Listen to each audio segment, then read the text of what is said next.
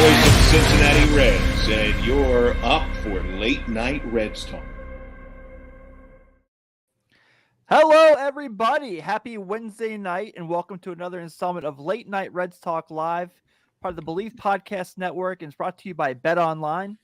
Our partners at Bet Online can be the number one source for all your betting needs and sports information. Find all the latest odds, news, and sports developments for the NBA Finals, Major League Baseball fights, and NFL futures. Bet Online is your continued source for all sports wagering needs, including live betting and the fan favorite Vegas casino and poker games. It's really easy to get started. Head to the website to use your mobile device to sign up, and we use our promo code BELIEVE. That's BLEAV to receive your 50% welcome bonus on your first deposit. Bet Online, where the game starts. We don't do this very often, where we do the show during the game. I know the Reds are still in Boston tonight, and they are playing currently. As we saw that Nick Kirby, our co-host, is at Fenway Park and getting TV shout outs while Carlos and I are not at Fenway Park. But still excited to do this. One of our first times we've really ever done this. It's a dual cast we're doing for this upcoming weekend series with the Washington Nationals. So we brought on the host of Locked On Nats, Mr. Josh Neighbors, who's going to be, we're going to ask him some Nationals questions. He's going to ask us some Reds questions. It's going to be a lot of fun. Josh, how you doing, man?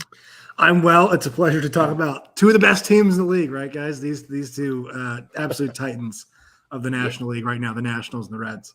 Yeah. Just before we kind of get into anything, we just got to make sure, do you have any source of knowledge of if anyone from the Nationals is in Tommy Pham's fantasy football league? No, I don't think anybody from this team isn't. I hope they were not in Tommy Pham's fantasy baseball league. I actually also don't think they have anybody who's like old enough on the team to like have played against Tommy Pham at some point before this season. It's a pretty young group. Besides Soto, maybe Josh Bell. I don't think they have too many guys who are old enough to be involved in the Tommy Pham, Jock Peterson fantasy football league.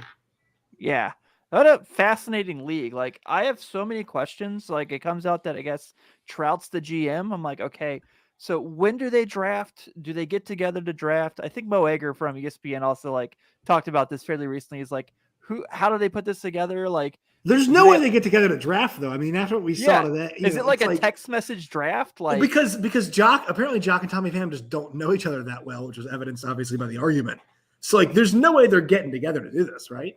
I would not think so. It would be pretty fascinating. Carlos, you played in the big leagues. I'm sure like your friends on other teams is not very easy to like get things together with. No, they did it just online. I'm sure they just used the regular ESPN app and did it online. I mean, maybe something like this on a Zoom or something. I don't know. But no, yeah, there's no way. Everybody's too old to get together and get away all at one time. Yeah, especially with kids and families and all that fun stuff while playing professional sports. I'm sure it's pretty difficult. So Josh, we'll bring you in here with obviously a 4-game set this weekend between the Reds and the Nationals. Kind of looking ahead, obviously both teams in last place in their division. The Reds 13.5 out of the first from Milwaukee, and the Nationals 17 out from the Mets, which the Mets have just been unbelievable. It's ridiculous. But like you said, it's two teams that are kind of heading in the quote unquote rebuild direction. So when you kind of look at from the outside looking in, for someone who doesn't watch a lot of Nationals games, besides the obvious Juan Soto, who is more proof more and more that batting average and RBIs don't mean anything. What is the kind of takeaway from the Nationals for that people who aren't watching this team regularly should look for? You're muted, Josh. My fault. You're lucky, is what I would say is number one on this. Guys, they're a tough, like the term tough hang is what I would use. I mean, I was actually at dinner tonight with one of my friends who is, probably the biggest Nationals fan I know, and he's like, I can't believe you watch every single game. And I mean, I do a combination of watching and listening on the radio, but I mean, they're so bad. Like they're so I don't really know. Like it's in Blake Fenney, who works for Federal Baseball, the SB Nation blog, was putting together a reel tonight that was just like lol Nats basically, and it was a combination of horrific base running blunders, awful fielding, rundowns, catcher's interference. We had a catcher's interference at third base at one point this season. The Nationals had Keibert Ruiz interfere with a runner trying to get back to third. And so, I mean, I guess it's still technically catcher's interference at that point in time because he's still a catcher. But this is a team, guys, that at one point this season, they had two separate plays in the Sports Center not top 10 in the same week. Like that's how bad it was. That's tough to do. And so the Nationals, that's kind of their season in a nutshell. They've been injured. Sure, the pitching has been pretty injury prone. Joe Ross, we just learned yesterday, is going to be getting Tommy John surgery, and he's not going to come back this year. They're trying to get Steven Strasburg back right now. They really didn't invest too much in the pitching. A guy named Evan Lee came up from Double-A today to make a start against the Mets. So that's kind of the way. It's kind of by the seat of their pants they're doing this thing. And that's what's made the Juan Soto trade buzz happen. I'm sure you all have heard about this stuff. There's really no buzz actually from inside the Nats. It's all external, but it's just been ratcheted up because they're so horrific to watch. Well, I was going to say, one of the things I really wanted to talk about, because obviously, yes, everyone who follows baseball has heard about the Juan Soto trade buzz. But, like, we went through this for years with Joey Votto, where, like, the Reds weren't playing very well, but he was still playing, having tremendous seasons. And it was a lot of, like, well, they have to move him. That's the only way they're going to survive and all this bull crap. So, yeah. So, like, and Soto, like, reminds me a lot at the plate of, like, a young Joey, as far as like their technique, their approaches and stuff like that. So Soto's like my favorite non-red in baseball, honestly. So he's great. He's a pleasure to watch. He really is a pleasure to watch. But yeah, I'm with you on that. And also this team is about to be sold as well. So I have a tough time believing that you can sell this team without either A, having Soto wrapped up, or B, giving the next ownership group a chance to get him signed long-term. I know Scott Boras is known for taking his clients, all the way to free agency. But, I mean, I think the chance to sign Juan Soto is attractive when you sell the team. And so you have to make sure that's at least part of the package that you can offer when you do sell a team. Yeah. You mentioned Steven Strasburg. I know he just had a rehab start recently. What is the latest on his potential arrival to the team this season? Yeah, so he's when he is not pitching, so he was pitching with the Fred Nats, which is single A. And I think they like that, especially because it allows him to be with the team. Fredericksburg's not that far from DC. So it kind of allows him to get that midweek work in with the Nationals. And this is not anything that, I've been told, but I would assume that, hey, it's nice right now. We'll see what the next course is.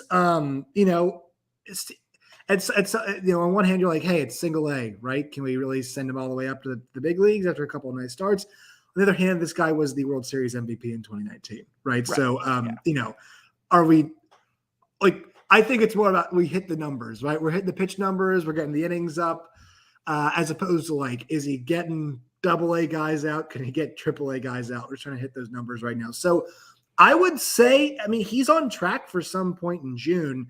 It sounds like Evan Lee is going to make another start for the Nationals. So I would say, and that'd be in probably this 5th or 6th of this month.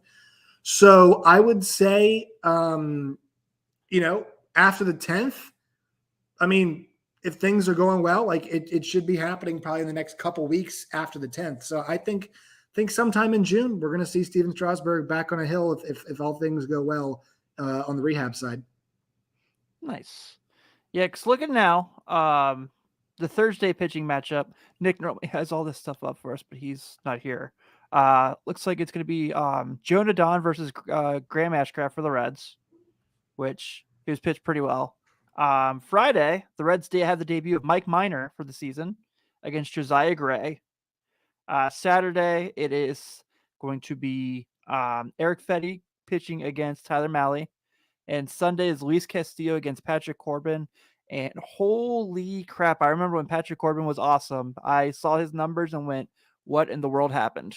He has been atrocious this year, guys. I mean, it's been really, really difficult to watch. And look, this is not just a this year problem for Corbin. I mean, ever since 2019, he has been really bad. And I will say this, the one thing he does provide, he is out there every 5 days. Now, the outcome is usually awful every 5 days, but he is out there every 5 days.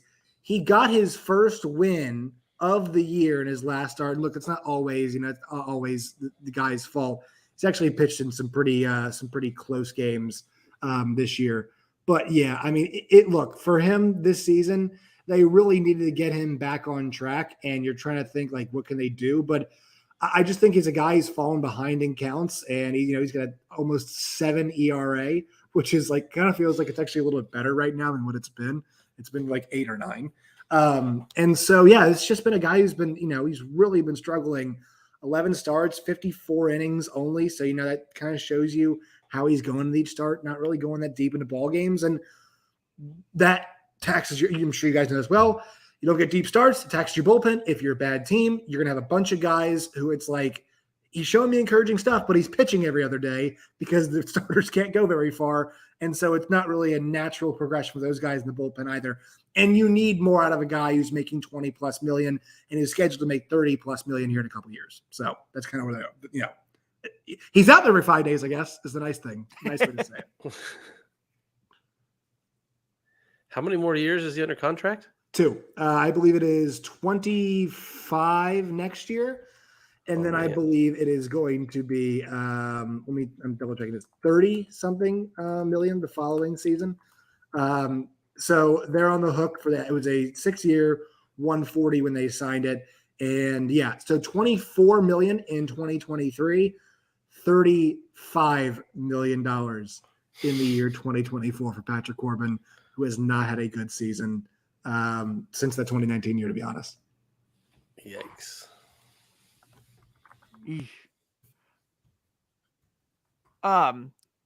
So obviously, the fact that everything's been terrible, but the Nationals did win a World Series, not just a few years back. So I talked about this last week. I feel like the last time we had a Cubs guy on, our good pal Joey Ricotta, shout out Joey. I said, like, if your team's won the World Series in the last 10 years, like, you'll take any crappy situation, obviously. Yeah, so I get that. I think that we were all kind of led to believe there would be a bit more of a window, right? Like think about who the Nationals beat, right? You ended up beating the Houston Astros, who have done an awesome job. I love them or hate them. We all have to admit the Astros have done a fantastic job of like window maintenance, right? Like what team has done a better job of bringing in not interchangeable parts, really important parts, They have no Correa now. They have no Springer now. But look, that lineup is still, awesome. And they brought in new guys. You get a Jeremy Pena who comes up, and you have the emergence of a guy like Yordan Alvarez, and Yuli Gurriel, all these guys who are young and kind of get better. And they've done a really good job with that. I think the Nationals, while that team was pretty old, you'd expect when you have a 3 like Corbin, Strasburg, and Scherzer, you have guys like Adam Eaton, obviously, not in the team anymore. You have guys, like Juan Soto. Now, obviously, you had to let Anthony Rendon go. But, like, you think that with, Victor Robles will emerge. And you think that Juan Soto is awesome, so it'll keep getting better. And, they found a couple other pieces along the way. Like, you think those things will hold up. And really, it just hasn't. And they had to make those subsequent moves to trade off really a lot of those remaining pieces.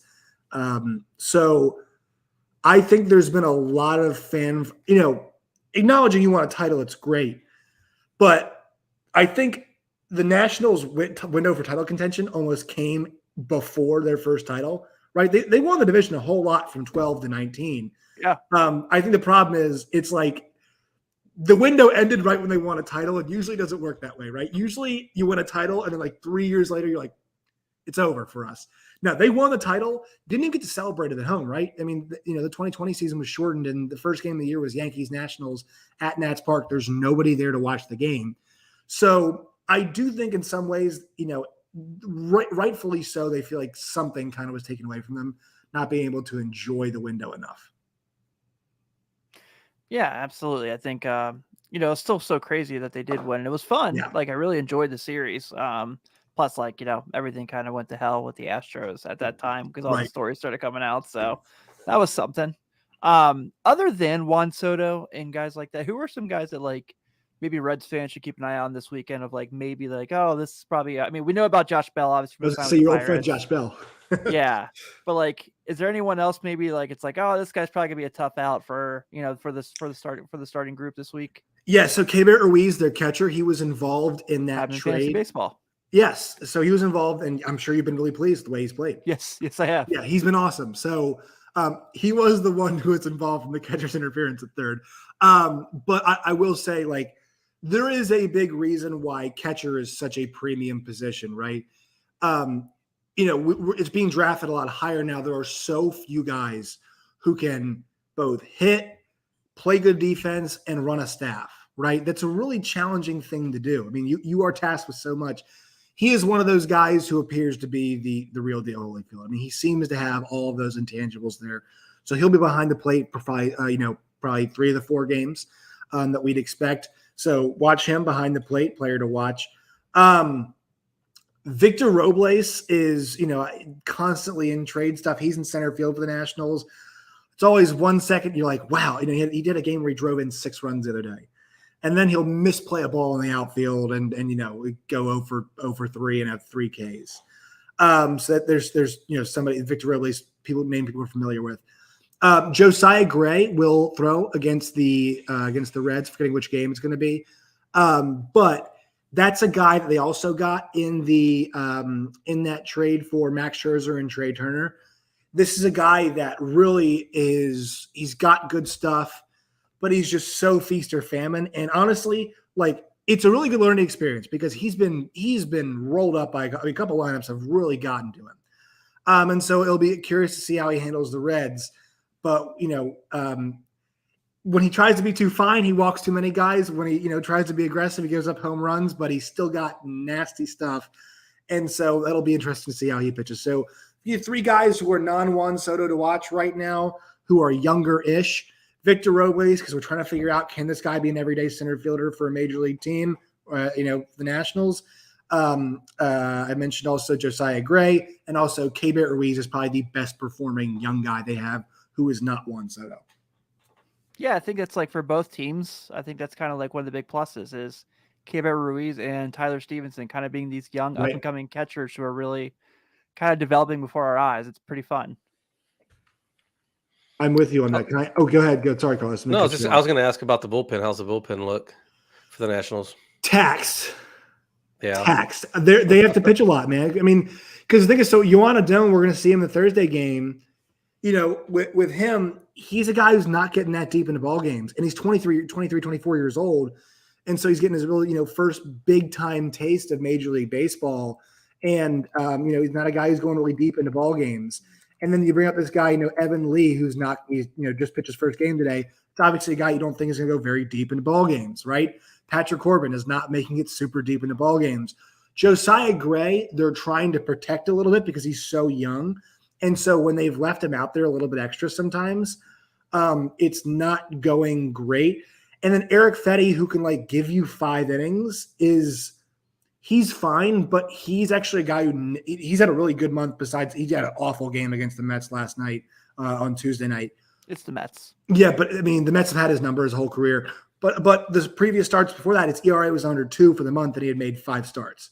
So in his 6th start of the month, not many guys hit that number. usually around 5 or 6, but in 5 starts the month, he had a sub-2 ERA. So he's actually the guy that I think right now the Nationals have the most confidence in going very deep, but he didn't even make it out of the second inning the other night. So the guys in the bullpen that really I'm looking at, Carl Edwards Jr., fellas. You guys are all familiar with him, obviously. Really? So he comes up, first game against the Mets, 3 runs in an inning. All right. Since then, in 12 subsequent innings, he's surrendered, I believe, 2 hits and has not allowed a single earned run. The ERA is going right now is it's at 2.08. So Carl Edwards Jr., ultimate fire stopper. He's been very good.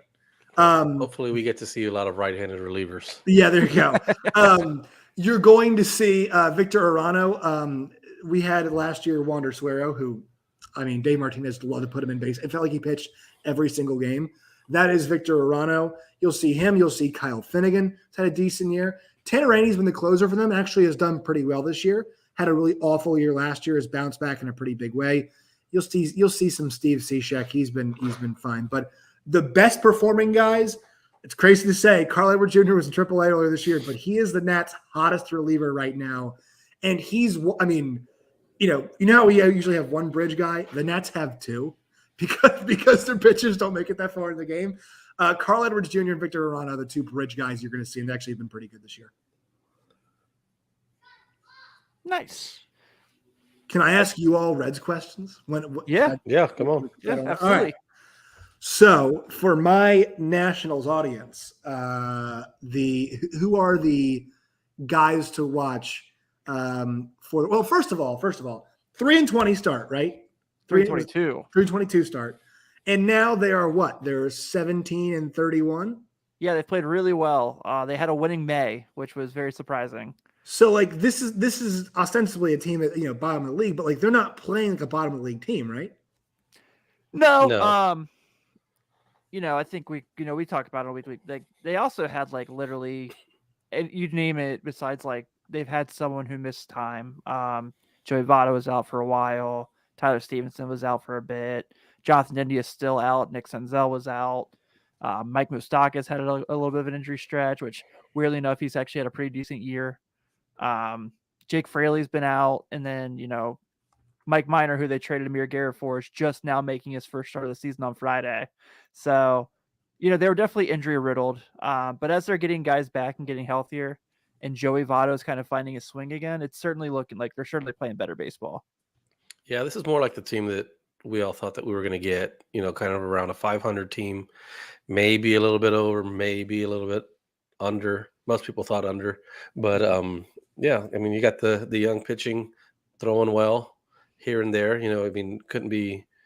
Tonight's game couldn't be more of a, symbolism of the way that Hunter Green's pitched. His first 3 innings struck out 8 guys, and then 4th inning, or was it the 5th inning he didn't get out of?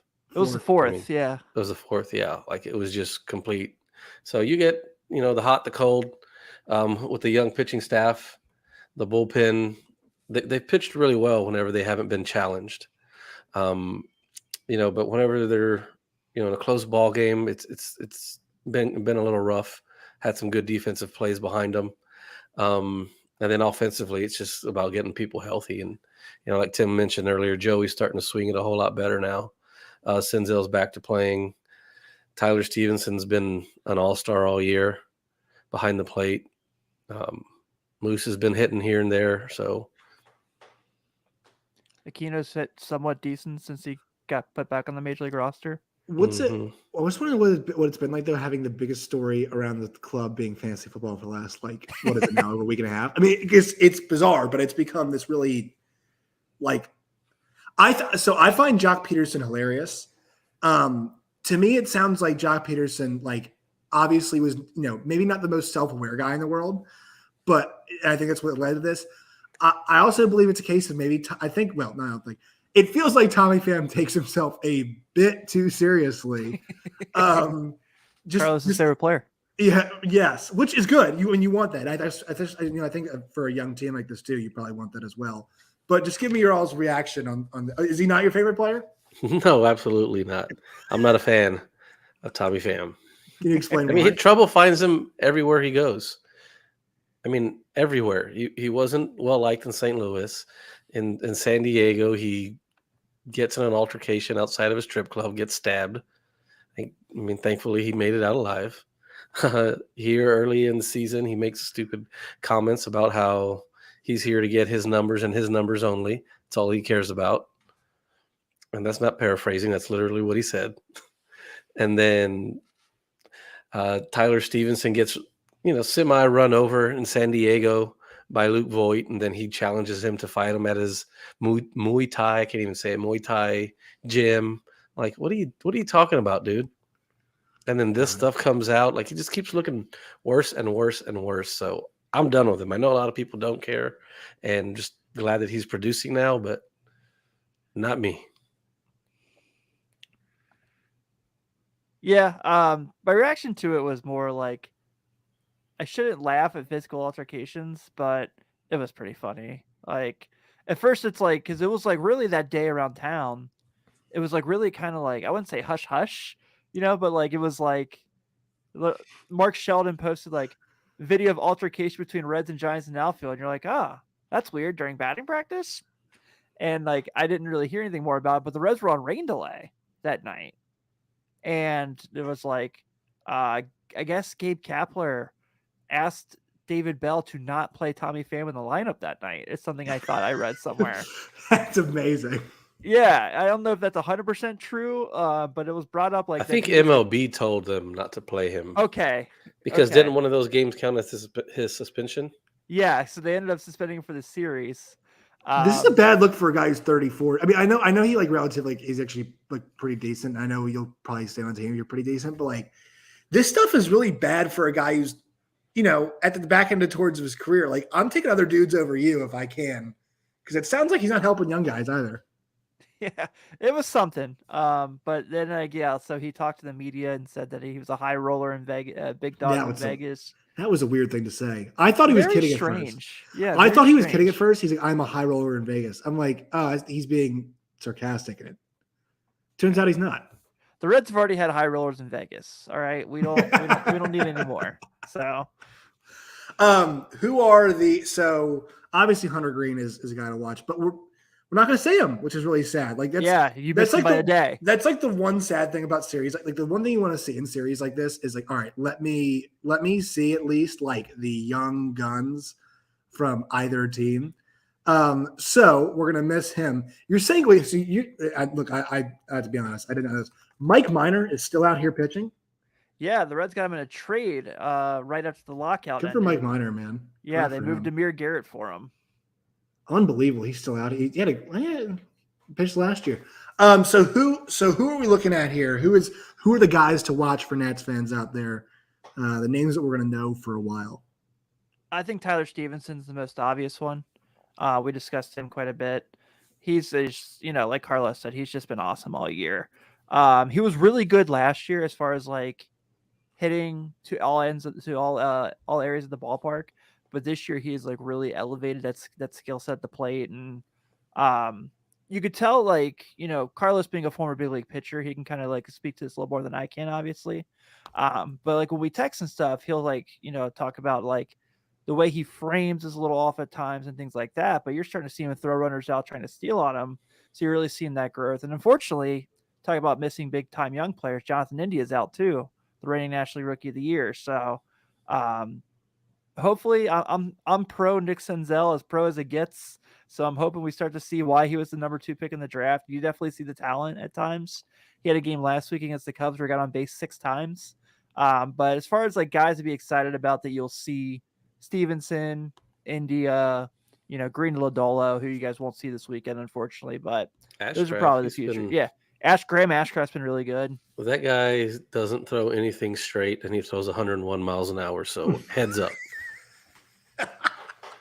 Those are always the fun guys. Those are always the fun guys to watch. It's sinking, it's cutting, and then he's got a pretty good slider. So he looked pretty good last time out. His first time, you could tell he was nervous, but second time out, he looked pretty dang good. I think he'd give somebody like the Nats some fits. Yeah, I agree. Well, it doesn't take much to give the Nats some fits. Tell you that. It doesn't take a whole lot. So you mentioned earlier how you guys had a catcher interference at third base and just kind of like that debacle. The Reds actually had to have a pitcher bat earlier in the season. I don't know if you saw that or not, No. where they messed up the DH thing because their backup catcher was the DH and Tyler Stevenson got hurt. So they had to move their backup catcher from DH to catcher, which the rule is when you put your designated hitter in the field, your pitcher has to hit. Right. So, yeah, the Reds were the team that had that. That's not like I guess it kind of is egregious, right? Like at that you have time, another the catcher on the 3-22 stretch. It was pretty rough. So why was there no other Didn't they catcher on the drop three- roster? Did Stevenson get hurt in the game, or was he Yeah, hurt? he got hurt before during the game. Yeah. Oh, okay. Well, that makes sense because you only have two catchers. You're only supposed to have two catchers, right? I mean, you know, it's. But I guess he wouldn't DH. Well, I don't know. That is bad. You're right. Yeah, it was rough. Yeah, that's rough. Didn't they drop 3 pop-ups in one inning too? It was. Hey, Luis Castillo.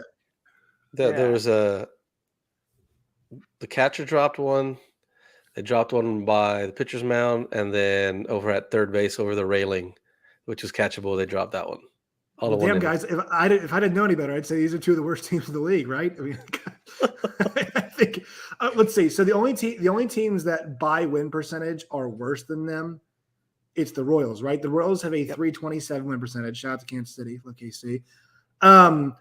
The Nationals are at 346, and the Reds are at 354. Although we do have to mention, everybody, that they're only 2.5 games out of the Cubs, right? They're only 2.5 games behind the Cubs. Yeah. So and I think that's going to hold tonight because right now it is because Milwaukee's beating the Cubs. We're down 4-1 to the Red Sox right now. So there you go. That'll hold at least. But yeah, I mean, you know, I'm going to assume the attendance is not going to be. We're not going to see some crooked numbers, as they say, put up for attendance this weekend. Surprisingly, the Reds are up in attendance right now. No way! Wow. Yeah. Maybe it's a COVID thing. Is that a COVID thing? You think just people are able to go out and see more games? Potentially, yeah. I can tell you the Nationals attendance is not up. Max Scherzer returned to the ballpark and it was like half full. So it is. I can't say the same thing for Nats fans right now as for Reds fans.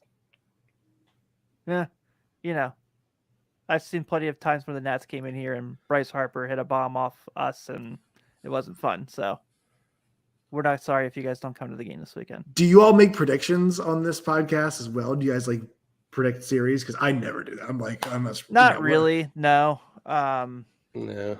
You know, we'll talk about stuff like matchups and like what's going on with the team they're playing and things like that. But I feel like this really special matchup deserves a prediction. I'm just sure. Was it a 4-game series? 4-game series, Thursday through Sunday. How many conventional wisdom would say that these teams will split 2 and the wins won't be very pretty. We've got The thing I feel good about the Reds though is Tyler Mahle and Luis Castillo are on the mound in this series. That's where I feel pretty good. And Graham Ashcraft.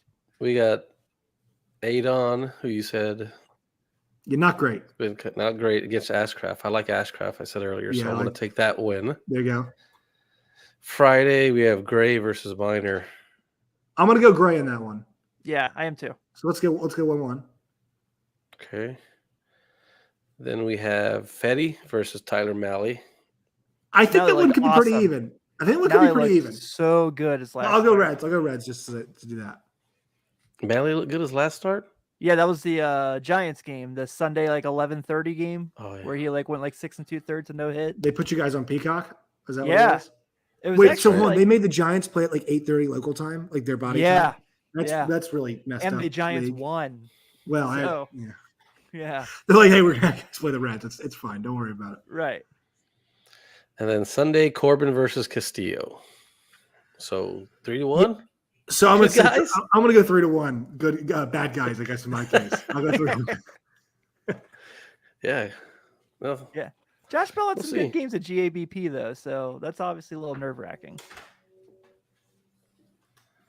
yeah, Corbin is left-handed. The so problem is he that- can, if but, like- Corbin can just throw strikes, he has such an advantage. He doesn't. The problem even is know. he never throws any strike. He's always, every single count, he's behind 2-0. And it's like, guess what? You got two things that he can throw. The slider, which usually doesn't feel like it's dropping it in the zone, and the fastball's like 91. And, you know, you've been blown that by anybody. Yeah, I can this is already also see a it. guy I that, can like- already see it. Corbin is going to go like 5 2/3 with 2 hit ball, and I'm going to be blowing up your Twitter, Josh. Yeah, the Reds against left-handed pitching is not very good, honestly. It Well, hasn't been maybe for a he little needs while he now. needs he needs a game to get himself back going. I'll tell you that. Well, we're also talking about a dude that took a major ball off the dome and came back and pitched. Like that's pretty impressive. Like that was scary. Look, he's a tough guy. There have been plenty of jokes made at his expense about potential political affiliations. Also, about for one Patrick Corbin. So he has taken a lot of slander. He has taken a lot of physical punishment. They pitched him a ton in that series. So the World Series. So look, anything can happen with Patrick Corbin. But recently, the trends have been the wrong direction. How much of the Nationals fan base would you say started as Expo fans and came over? I mean, maybe 1%. Okay. I would say it's less than 1%. I was listening to the Mets game on the radio today. I like to listen to the away feeds just because I'm not sure about you guys. I usually learn about other teams in the league by osmosis. Hey, the Reds are playing whoever. That's how I learn about the Reds, or learn about the Nationals. Same thing. I'm going to learn about the Reds this series because I'm going to watch the Nats Reds games, and sometimes if I listen to the radio, I should listen to the Reds radio broadcast. So they were talking today about how the Nats will associate records sometimes with the Expos records, and it's kind of ridiculous because the Nats feel so separate from the Montreal Expos. Yeah, they do. They really do, and there is no affiliation. And so I think I hope Montreal gets baseball team again. That would be awesome. And I hope they compare that team's records to the Montreal Expos records so we can stop doing this really dumb thing. We're talking about Nats records against Expos. I mean, I know it's the same franchise, but there's nothing linear. This is not Brooklyn Dodgers and Los Angeles Dodgers type stuff here, folks. This is the Nats and the Expos. There's no connection. Yeah, the Baltimore Ravens don't claim the Cleveland Browns NFL championships. Exactly. Yeah, I know what you mean. I also want to mention this to you guys too. So my dad grew up in Southwest Virginia. Not lifelong Reds fan, but in his childhood, he would grow up and they'd take the YMCA bus and they'd go to Cincinnati and they'd stay in the YMCA's there and they'd go see the Big Red Machine play. That's pretty cool. So I will say the Reds in our, my dad's not super nostalgic about it, but somewhere in this house, there is a baseball signed by Ken Griffey Sr. Somewhere in this house. We tried to get signed by Junior. Did not happen. Not shocking. Yeah, it was difficult to do. And also, he I guess he got autographs from all the Big Red Machine guys, the Joe Morgans of the world back in the day as well. So, yeah. I mean, he went and got to see the Big Red Machine play. So there's a little bit of love for the Reds in this household. Good. Nice. Carlos was at spring training with Ken Griffey Jr. for a couple seasons. Really? Huh. Not in big league camp, but is he as nice of a guy as everybody says he is? Yeah, he's pretty cool, dude. Yeah, he's pretty nice. He only says that because he knows he's my favorite player ever, and I don't accept any slander. Dude, I will say for sure. In the video games, there's nothing better than playing with the Reds and having that tandem of Adam Dunn and Ken Griffey Jr. in the lineup. Oh, those boys can rake in the video games. It was fun to go to games on a weekly basis to see those teams. They didn't win a lot, but we saw some homers. Yeah. Who's the Nationals biggest fan, celebrity fan? Who would you say? I tried to get Bill Nye the Science Guy on my podcast one time, and we got pretty close. He was just it was right when the pandemic was happening, so that the publicist was Did not think that question was going there. Bill, they're like, believe it or not, Bill. I'm like, Bill is super busy, and I'm like, well, this makes sense. I mean, he's there is I guess rightfully so. Sleep. There's a lot of public faith in Bill Nye the Science Guy. So people were like, oh, we'll get Bill Nye the Science Guy on here, and we'll get him talk about COVID and whatever. So he was really busy, couldn't get him. Dave Bautista is a huge DC sports guy. If you guys love I'm a pro wrestling guy. You can see the background of my it's all wrestling figures. So yeah, there you go. So Dave Bautista, obviously, for those of you who don't watch wrestling, you guys will know him from the Guardians of the Galaxy movies, the Marvel Universe. That's what and also John Wick. I think John Wick, one of the John Wicks he's in. No. James Bond. He was in the latest. He's in Dune, Bond. I think, too, right? Yes, he is in Dune also. Yes, he's in Dune. Yeah. So Dave Bautista, well-known actor. He's pretty big. John Bernthal's a DC guy. Who's that? He is Walking Dead, I guess people would know him best. It's probably his best role as The Walking Dead, best known for Okay. that. And then also I would say Pat Sajak is a pretty big DC sports guy. Wheel of Fortune, I believe, is the show he hosts. Yeah, I think. yeah. So there's a variety. I mean, honestly, at the games, like the biggest thing to happen is like when guys from others. This is awesome part of and I know it's every city, but like you do see a lot of like Max Scherzer and Ryan Zimmerman would like go to the games, the Caps games, and dress up as like hockey players, and they would do the "Let's Go Caps" chant, and you'll see the Wizards guys come to the ballpark, and you'll see the Commanders now come to the ballpark. So I would say like a lot of times your biggest cheerleaders are like the other guys in other sports. There's not a ton of also like who likes the politicians, right? Like nobody's gonna be like, oh, Mitch McConnell's here. Nice, Mitch. Yeah. Woo. I live in Kentucky. They're definitely not saying that. Yeah. Right. They're not saying the Reds games either. So I would say it's probably like the other athletes, honestly.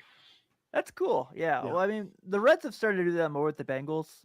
Yeah. And it's hilarious because people are like, this is obviously the Reds just trying to get people in seats, and it's like that doesn't make any sense whatsoever. Oh man, Joe Burrow's throwing the first pitch. He'll be on the mound for 10 seconds. We have to spend $60 to get a ticket for that. Right. No. Not logical. No. And now the Bengals are awesome. So it's a good excuse to bring guys in, just to have like. Sure. Yeah. The whole team might do the first pitch the way things are going by the end of the season. I know we're halfway through it already. Yeah, as I said, Jamar Chase, Joe Burrow, Eli Apple. Who have they had the Super Bowl? Evan McPherson yet? They did. He did throw one. Yeah, that's a good one. I love that guy. That guy is hilarious. Yeah. Talk about like what did he say last year where he like took the practice keg? He's like, yeah, this one's going in. That was amazing. Yeah, I love him. Yeah, I was actually in downtown Cleveland for that, seeing my wife's family. I went to the Cavaliers game that night and watched the Bengals win in downtown Cleveland. So that was a nice moment for me. Yes, I'm sure it was. I'm sure the Cleveland people love that too. Yeah, absolutely.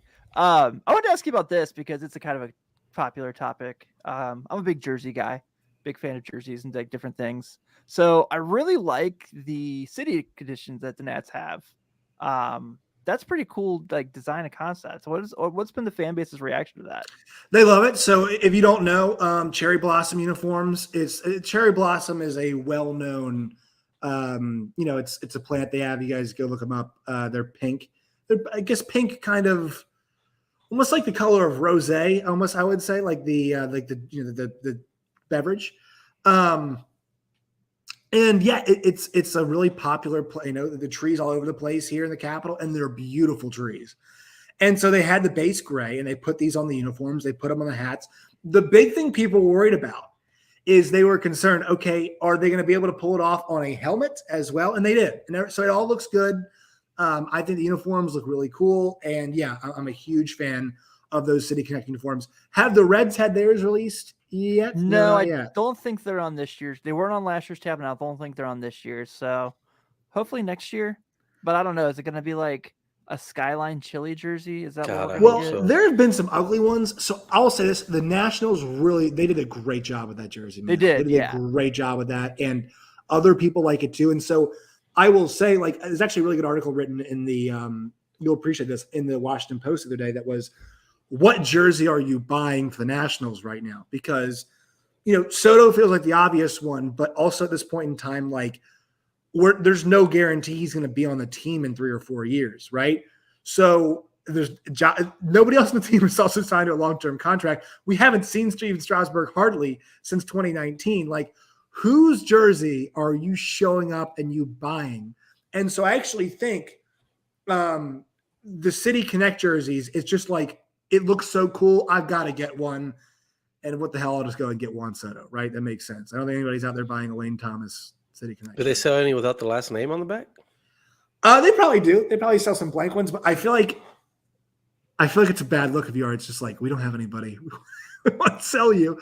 We can, and look, I've been to games where it's like, you see bad teams, and I'm sure Reds fans right now. I mean, What are y'all? You guys are probably a lot of Hunter Green, right? I guess it's newer-ish, probably not yet. It's a lot. I mean, still a lot of Joey Votto, which Right. But Tyler you know, when, Stevens them getting the rise now. I hope so. They're actually really hard to find because Fanatics just, I guess, like ran out of jerseys.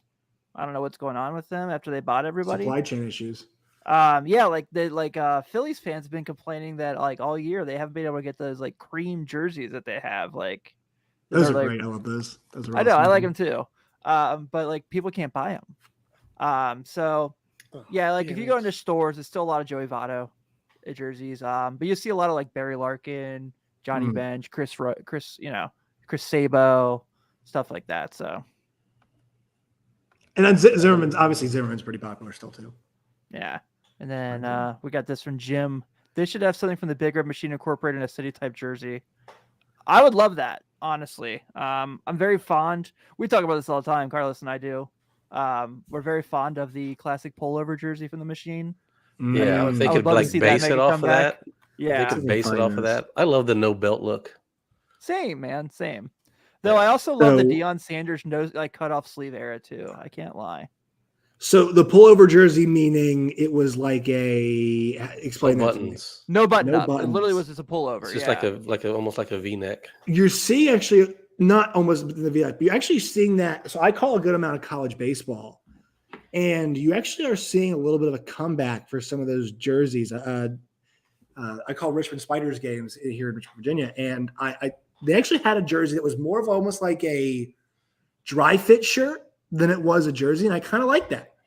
I kind of like the pullover look. Although I'm a sucker for the vest look. I think the Rockies have sick uniforms. I think the Rockies vests look phenomenal. I'm a huge fan of those. We had those for a long, like the Griffey era. That's what they had, right? The Yeah. t-shirt underneath.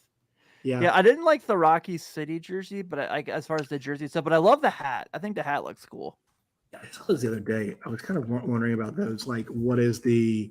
It looks like a license plate for the state of Colorado is what it looks like. Right. Right. Yeah. Right. It does. And also I'm not really sold on like the changing color on the back. I'm fine with a change of color on the front, but like the back where it's kind of like it's ridged. And then it kind of goes up. Like, yeah, it's a lot happening in my opinion. I think the Nationals with the solid colors, like the more solid colors, and then the poplar-ish kind of hanging off is nice. Yeah. Jim, I agree. The 99 Reds jersey is one of my favorites. Also, that team is one of my favorite teams ever. So, yeah, I love it, man. Well, I guess really, I mean, we've kind of touched on just about everything here. Did you have any additional questions you had for us or anything you wanted to kind of touch on before we headed out? I just want to say thank you guys for having me on. I appreciate doing it. Also, you took care of one of our reads on your show. We also are sponsored by our friends at BetOnline and BetOnline.net. So it's nice to have them in the mix here, fellas. So you took care of that for us as well. I appreciate that, guys. You're welcome. Just make sure when you get your sponsor pay that you send us a quarter of it. Oh, literally a quarter, because we've seen how much those come in. So, Hey, wait, dude, I do need your NBA pick, Tim. Oh, my finals pick. Well, I'll share mine too. I'm picking the Warriors in 6. Warriors in 6 on the road, huh? Yeah, I just think that like there's something to say about having that experience, and the Celtics don't really have anyone that's really had that experience of playing this far. And Tatum's obviously been incredible, but this is Al Horford's first NBA Finals. Like, it's Steph Curry's 5th, so those guys know how to do it when they need to. So, plus, like, I'm a Bulls fan, so I hate the Celtics. So. Yeah, well, you're going to be disappointed if Joey releases that photo that I told you about. But I'm going to go Celtics in 6. Ooh. I think I'm leaning Celtics because it's weird. I think they can blow a game at home just as easily as they can win on the road. I mean, this is a team that they're pretty Jekyll and Hyde, but I think it's good, right? I mean, they've been really good off losses in the playoffs, which is good. They don't defend their home court well, which is bad. They don't have the experience, which is bad. I think it's good. I think it's gonna be a great series, to be honest. I'm going to go with Warriors in 7. I also think it's a great series to the NBA. I mean, the Warriors obviously dynasty, and the Celtics is just a great brand. So I think the East Coast, West Coast, Boston versus San Francisco is a great kind of cultural rivalry Yeah, too. both great crowds. Hopefully it's fun because the conference finals were trash. Yeah, they weren't very the fun. series will be close. A lot of but the playoffs the games were competitive. Like you'd have that Mavericks Sun series, it went 7. Every game was a blowout, and that was a lot of Celtics games too. The Celtics series was a lot of blowouts too. Yeah, it's gonna be fun. I'm looking forward to it. I just really cannot live with hearing. I'm from where Dave Cowens is from, so I've heard about the Celtics my whole life. So I'm done with them. Well, they've only been in half of the Eastern Conference Finals ever, so right. Yeah, exactly. They're kind of forced to. So, Josh, before we get out of here, if you want to take a second to give some shout outs to your shows, your social media, where people can interact with you this weekend for the series, please take a second to do so, man. Yeah. Once again, thanks guys for coming on. It was a lot of fun coming on and talking to you guys. You guys can find me on Twitter at @JoshNeighbors_. You guys can find the show at @LO_Nationals. You guys can find us wherever you guys get your podcasts, and you can find us on YouTube as well if you're interested in more Nationals content. Cool. Awesome. Well, yeah, man. If you guys, if you ever want to have us on, especially for the I'd love next to. series, yeah, we're happy to do whatever you want, man. So we're going to go and wrap this up. Thank you all for tuning in. I know obviously the night in Boston has not gone the way we wanted it to, except for the fact that we got shouted out during the game. Our guy, John Sadak, giving Late Night Reds some love. Love it. That's our guy. Also, if you want to buy some sweet Late Night Reds swag, go to latenightreds.merchmake.com. Got t-shirts and all the fun stuff there. So everyone have a good night. We will see you next week.